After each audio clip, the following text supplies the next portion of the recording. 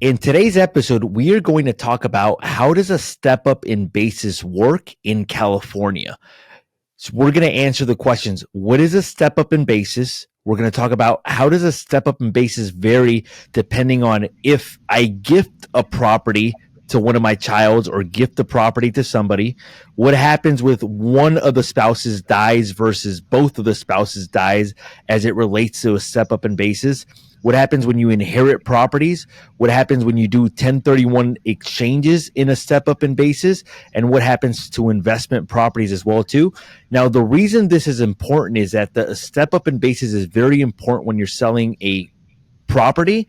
And in some cases, it's better to wait until you pass away to sell a property because you get a step up in basis. To help us with today's episode, we have Andrew Kiefer. He is in a CPA with CBiz. Welcome back, Andrew. How are you?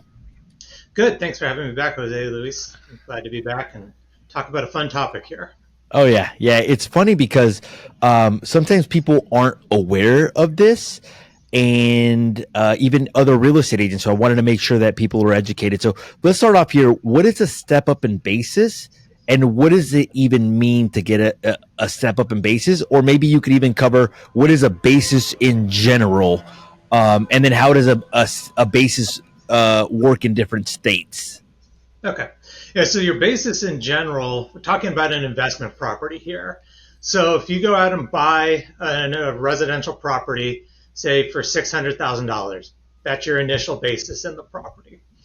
Over the years, as you're renting that property out, you'll take depreciation expense on that property. So your basis will decrease every year by the amount of depreciation that you've taken. And so after, say, 15 years, your tax basis in the property might be, say, $450,000. So that if you were to sell that property, your gain would be calculated on a basis of $450,000. So let's say if you sold the property, it was worth $1 million, that's what you sold it for. You would have a taxable gain of $550,000 that you pay tax on. So that's the $1 million selling price minus the $450,000 depreciated basis that you have in the property. So that's what happens if you sell a property while you're still alive. The step up comes into play when somebody passes away.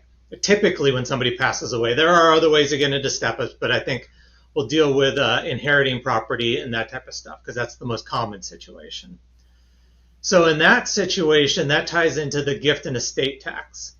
And so right now, with the current federal law that is in place, every individual has $13.6 million worth of stuff that they can pass away with, and that can pass on to their heirs tax-free. So for a married couple, it's $27.2 million. I will say that those limits are scheduled to go down at the end of 2025. So December 31st, 2025, those higher gift and estate limits are scheduled to revert to their old law, which was $5 million, and that'll be adjusted for inflation. So we'll talk about current law as it stands now, assuming this is what we have to deal with. So if I have a piece of property that's now worth $1 million, and that's the only thing in my estate when I pass away, I can pass that property on to my heirs, and they would get that property at $1 million basis. So when you pass away, property passes to your heirs at the fair market value at the date of death. And so that's what's known as the step up, because if I were to sell that property, my basis in it would be $450,000. Got it. So basically, what you're saying is that if you sell while you're alive and you've taken depreciation, your basis could be a lot lower and there's a much larger gain. But when you pass away, your heirs, the basis gets readjusted to market value.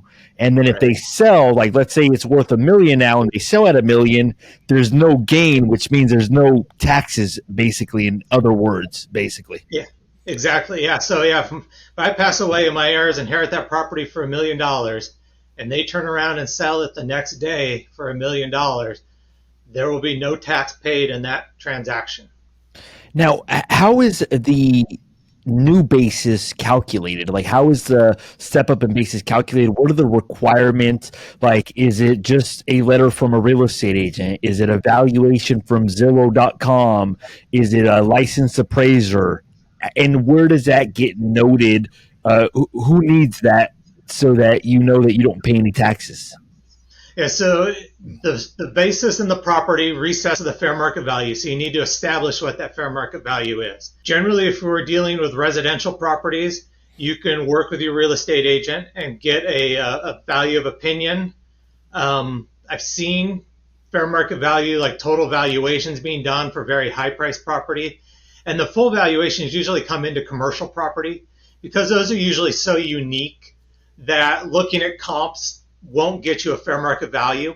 But a lot of times my clients work with real estate agents who will go out and kind of see what similar size homes is sold for in the community in the same amount of time and come up with a valuation based on that. And that's generally good enough for the IRS if we're talking a couple properties, not tens of millions of dollars. And that doesn't get reported anywhere on your tax return. That is just something that you as the inheritor, you'll want to keep that in your files in case when you sell the property, the IRS were to ever question you. If you did have a tax return that you had to file for the decedent, person who passed away, if they do have to file an estate tax return because they've got assets more than $13 million, those valuations will be attached to that return. But if you're below those thresholds, that valuation won't go anywhere to the IRS. You'll just want to keep it in your records. Got it. Now, what happens if somebody does not do that valuation? Can a real estate agent go back in time and do? Because I get these requests all the time. Like attorneys email me and they'll ask me, "Can you do a date of death valuation as of this date?" Meaning the date that the person passed away. Meaning that's the date of the reassessment of the basis. Basically, that's the date of the valuation. Those are doable. I mean, obviously, there's data out there that shows historical trends in time of how prices change and things like that. When it's not contemporaneous, so when you're not getting it around the same time the person passes away, the IRS can always challenge it more because there's more kind of variables that come into play the further you get away from the date of death. So, I mean, if we're talking about if a home's worth $1 million or $1.1 million, I mean, that's not a huge difference. That's probably not going to challenge too much. If we're talking, if you have a valuation of $700,000 and for some reason the IRS thinks it's $1.2 million, they'll definitely challenge that and they can attack it because the valuation wasn't done contemporaneously, that there was a lot of time in between. So it just needs more documentation. Yeah, but what if I go back in time and basically do the comps as of that date, basically, as of the date of death? Then the comps would be reflective of what was happening in the market Right. at that time, right? So as long as I'm not using today's value 5 years later and I'm using the comps 5 years ago, then you should be able to do something like that as long as you provide sufficient documentation, I'm imagining. Yeah, the comps are a lot better documentation to have. I've seen some where they say a home was worth $1 million now, and we look at percentage trends in, say, Ventura County, and try and roll it back that way. That has a lot more on it. Yeah. Whereas if you're using the comps, you can see actual transaction data around that time, and that would give it a lot more. I guess that would hold up a lot more in an IRS question. Yeah, what we do is we'll ask for pictures of the property if they have any pictures at that time of death, what condition it was in, and then we'll try to select the comps that are the most similar in terms of condition, location, to come up with a value as of that time. So if you're in Ventura County and you need something like that, we could actually help with that. So let's continue this conversation about a step up in basis. Does this work both in primary residence and investment properties, or is it only one or the other? As long as I meet the threshold on the inheritance. So on an inheritance, it works with all the property of the decedent. So it's primary house, rental properties, Commercial, commercial, anything. yeah, any kind of real estate. It applies to stocks that they might own. If they own stocks mutual funds, say they bought NVIDIA stock 10 years ago and you inherit it now, I mean, you could turn around and sell that the next day and not have any gain on that too. So any asset that they Even in have, stocks, that's yeah, wonderful. Okay. stocks, baseball cards, any fun stuff that they own, yeah, you inherit whatever it is that you inherit will come to you at the fair market value at the date of death. Now, I'll tell you another thing. Like, so I have clients that um, gift their property to their children during their lifetime. And I get contacted maybe like 2 years later, this is what we did, or 3 years later. What a lot of them don't understand is how the basis works and how the step up in basis works. What happens if I gift the property to my son during his lifetime? How does the basis work? And do they still get the step up in basis when I pass away? Yeah, so gifting does not work with step up and basis. And I'm alive and I gift this property to my son. I still have kind of those dollar limits that we talked about before, the $13.6 million before I'd have to pay any tax on that transaction. But the person that I gift that asset to inherits my basis. So in my prior example, if I bought that house for 600, depreciated it down to $450,000, and it's worth $1 million, if I gift that property to my son, his basis is going to be $450,000 in that property. And so if he turned around and sold it the next day for $1 million, he would be looking at a taxable gain of $550,000 on that transaction. So yeah, so step ups do not work with gifts. Got it. Now, what happens if I move into that property? Like, let's say I give a property to my son, and then he lives there for 2 out of the last 5 years. But let's say that it was a rental property for me, and I have a pretty low basis. Would he still be able to take advantage of the $250,000 exclusion and $500,000 for a married couple, or does that not work in that situation? That would work in his situation because the ownership starts over as because now there's a new owner. It's the son that's the inheritor of the property. Um, and so that would be his or her primary residence, and that 2 of 5 year test for the primary residence Section 121 exclusion would start with there. It would basically, like, if I move into the property. But essentially, I think the key point here is that if you wait to give a property to a child until you pass away, then they get to step up in basis right away. Yeah. If you gift it during your lifetime, they inherit your basis. So some people bought properties at $20,000 and they're worth $1 million now.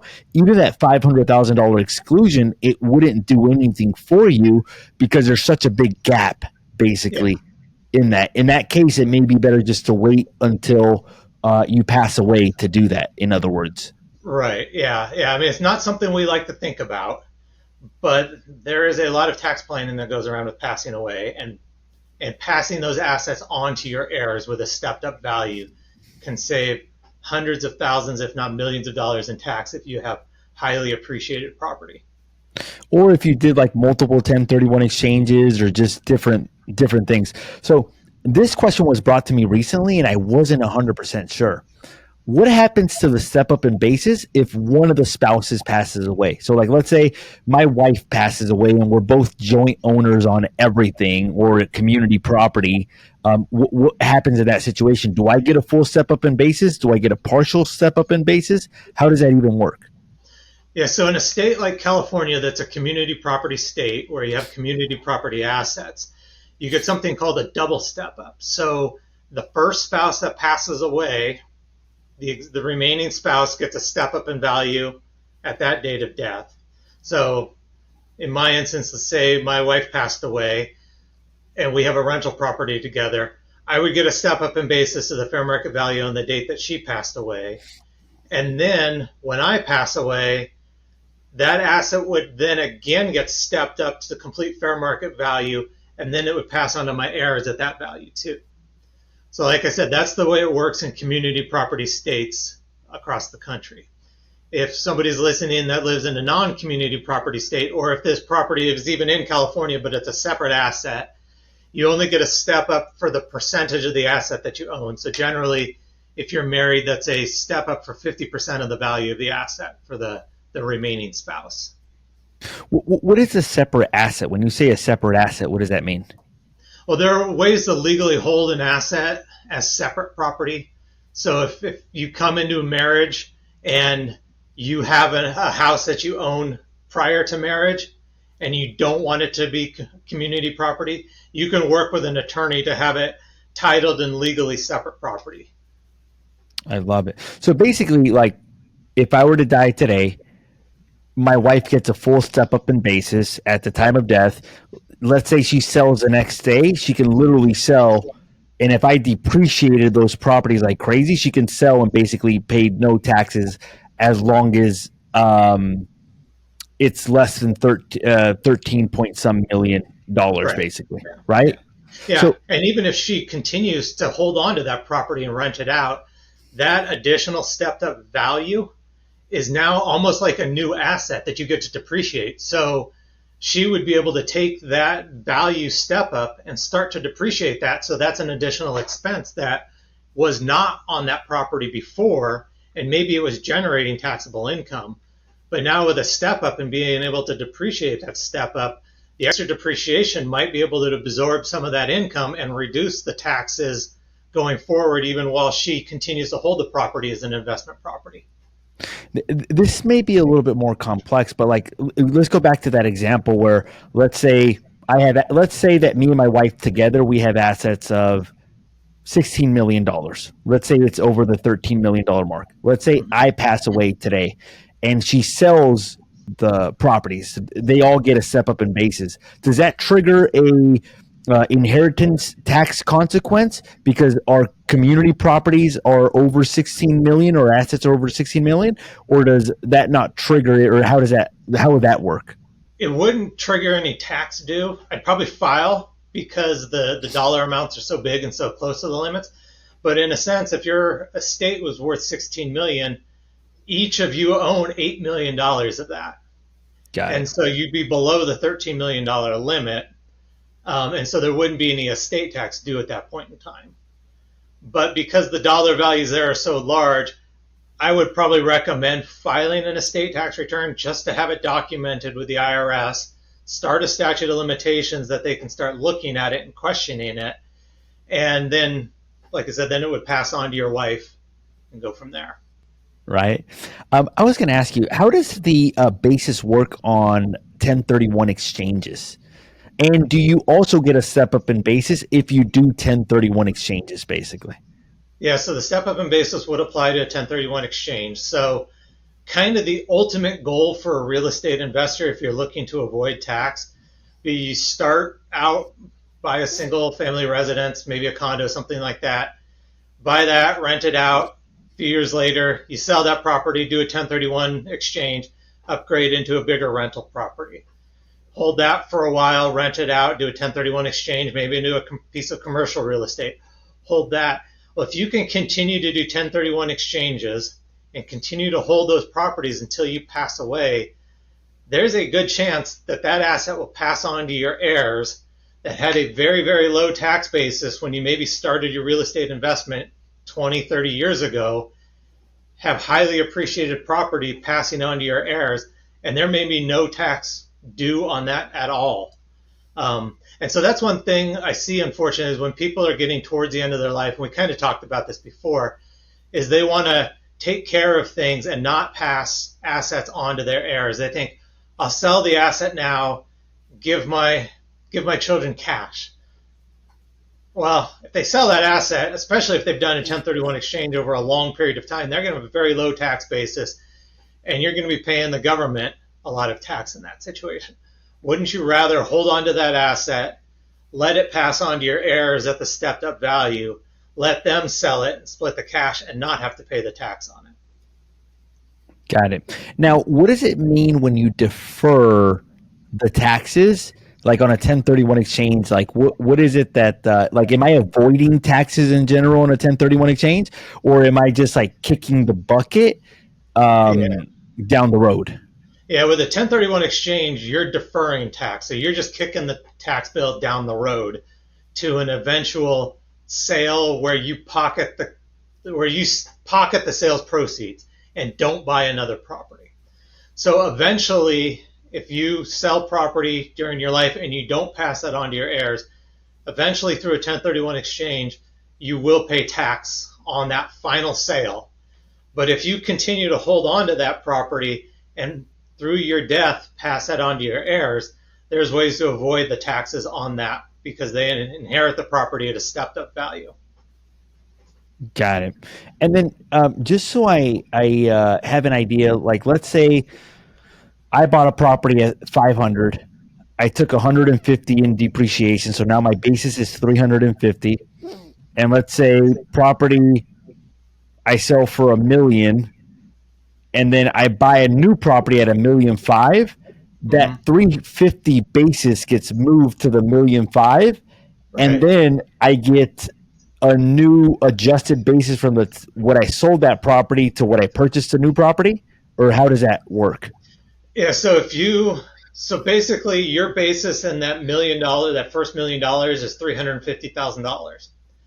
When you go and buy that new house for 1.5 million, that $350,000 basis will carry into the new house of 350. Plus, you spent an extra $500,000 because this new house is worth 1.5 million. So your tax basis in that new house is going to be $850,000. So the 350 from the original house plus the extra 500,000 that you spent on the new That's your new house. basis. That's your Yeah. new basis, basically. Yeah. So Meaning yeah, that your if new depreciable basis would be 850. If you were to sell the next day, you'd have a gain based on a basis of $850,000. got it, I love it. Okay, and then how does the step up in basis work for LLCs? So it's a similar concept, but it gets a little more muddied because you've got that LLC basis. So what would happen there is if there's an LLC that owns the rental real estate, you would only get a step up in your share. So if this property was owned by 5 different unrelated people, you would get a step up for your 20% ownership in the LLC. So in that case, technically you would need a valuation of the LLC interest. But generally what happens if this LLC only owns real estate, you can then again value the real estate and any debt that might be associated with the property. And you would get a step up for your proportionate ownership in that. So it's a little more complex when it works with an LLC, but in general, the concept is the same where you do get a step up in value for your ownership interest in that LLC. Got it. That makes sense. Okay. Anything else that we might have missed as it relates to the step up in basis? No, I mean, the one thing to consider is there's also, you have to take and inherit the property at the fair market value. So if the property were to somehow fall in value, you would inherit it at the lower value. That's called a step down. Rarely happens with real estate. It happens commonly though with stock. So if somebody's inheriting that, but it could happen with real estate. So that's just something to consider too. But the big thing to think about is, or to not get confused with, is the inheriting comes with a step up. Gifting while you're still alive has no step up.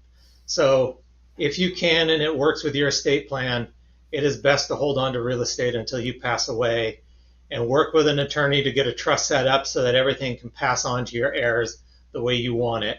And that will help avoid some taxes. Last question I forgot to mention. How does the basis work for primary residences? Like meaning like not for an investment property.